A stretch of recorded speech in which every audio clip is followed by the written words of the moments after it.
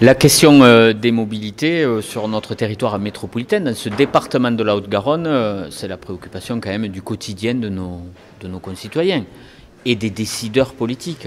Dans notre rôle d'aménageur du territoire, et aussi parce qu'on a conscience des préoccupations de nos concitoyens, on peut participer à la prise de décisions nouvelles. Je ne reviens pas sur les projets qui sont en cours. LGV, 3e ligne métro, ces projets sont lancés, ils sont nécessaires, il les faut. Maintenant, c'est quels sont les nouveaux projets qu'on peut mettre en œuvre, comment on peut répondre à cette problématique des grandes mobilités.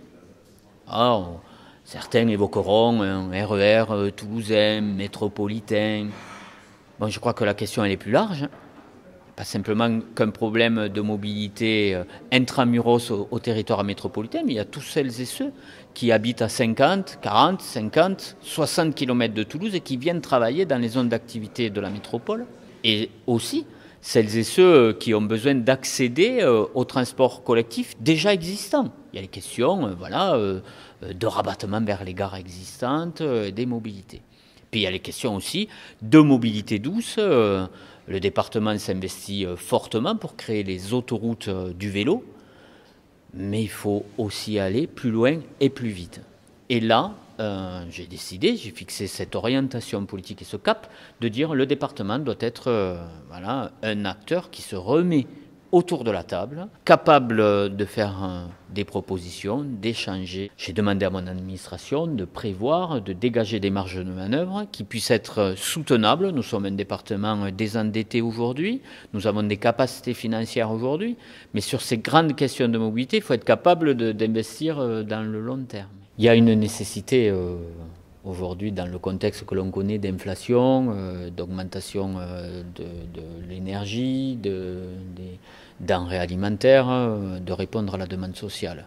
Le département continue à assurer ses missions essentielles d'action sociale et c'est une priorité pour mon exécutif et pour mon administration.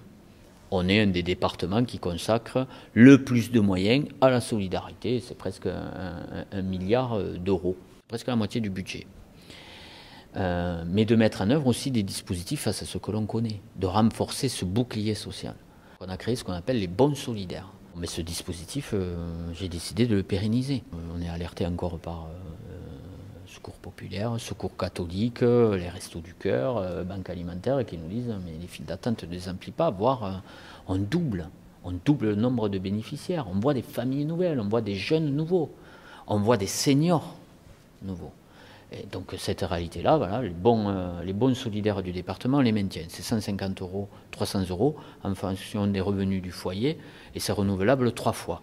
On en est à plus de 110 000 déjà bons solidaires distribués. Vous voyez le nombre de gens, c'est une aide d'urgence pour l'alimentation et les produits d'hygiène de première nécessité. Ce n'est pas du luxe.